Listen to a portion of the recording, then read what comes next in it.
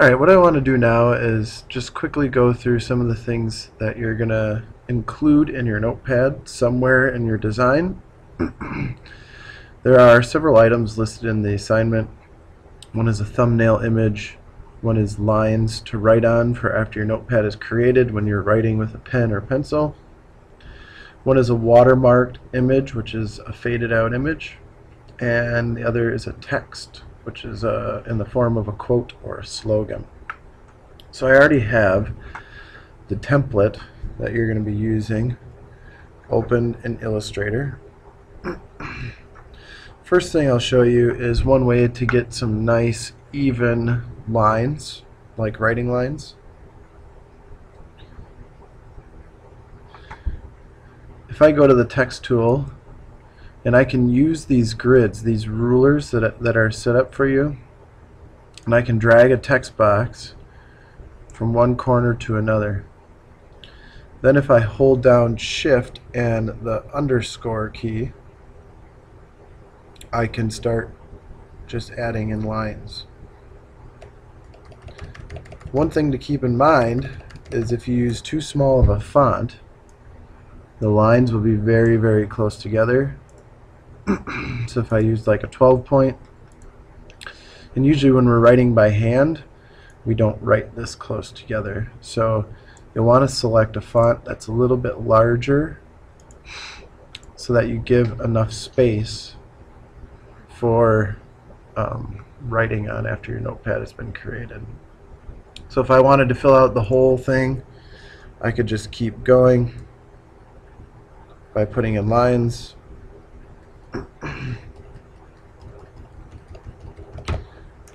So that's probably the easiest way to make lines. The other way would be to be putting in individual lines and then trying to space them. If you wanted a more customized design, you could go that route. Alright, the next thing I want to show you is the next item on our list, which is, well, thumbnail images.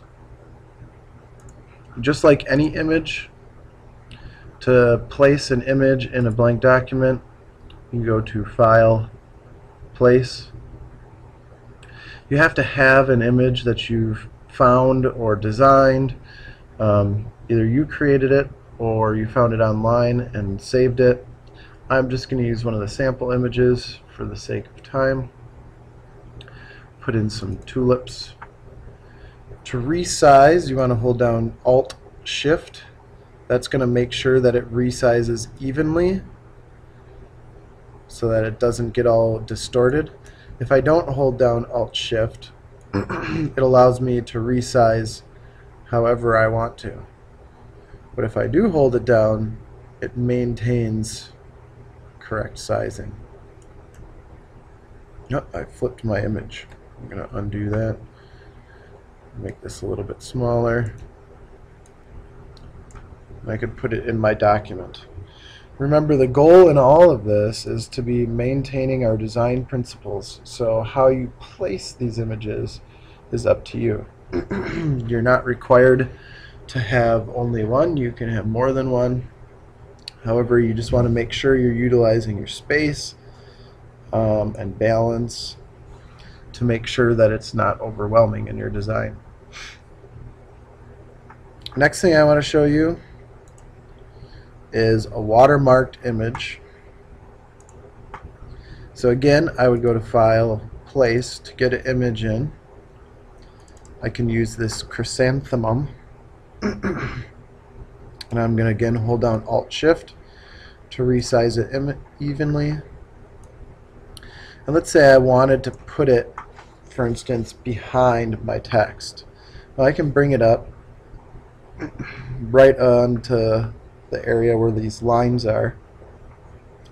And you should have a toolbar over here, and one of the options is transparency. If you don't have that toolbar, you can go up to Window and you can turn on Tools. You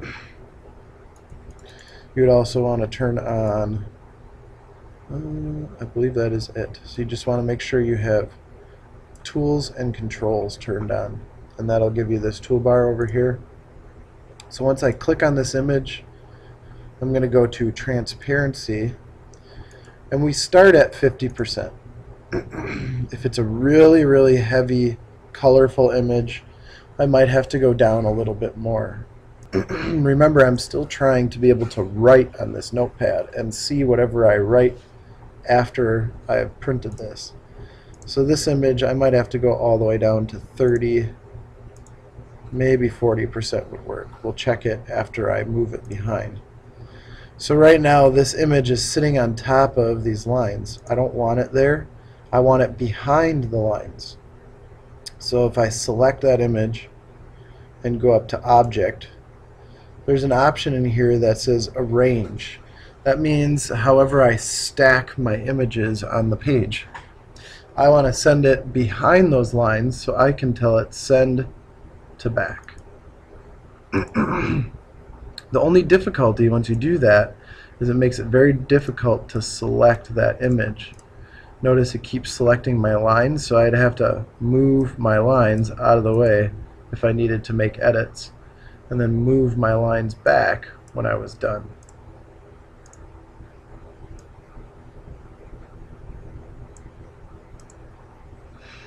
So that's watermarked image. The last thing on the list is text, which is a quote or a slogan.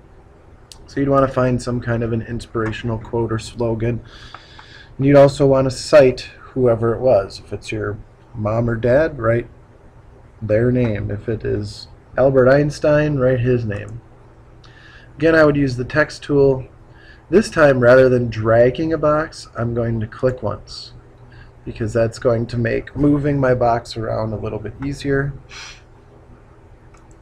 I don't need this text to be overpowering. Remember, this is a small sheet, so I don't need an enormous font. And the type of font is going to determine what point size you pick. So I'm going to go down in size. Well, this is a pretty small font.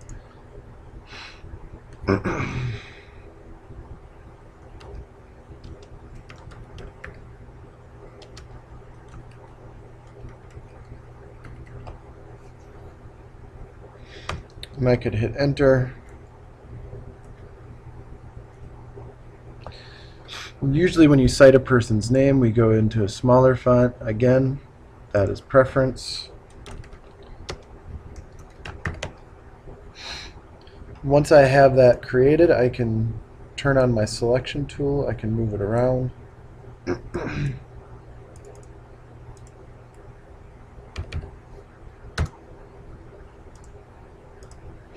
So those are our 4 basic items that you're going to have in your notepad. Again, each of the 4 segments should have some kind of design in them, and you can incorporate the same elements into each pad.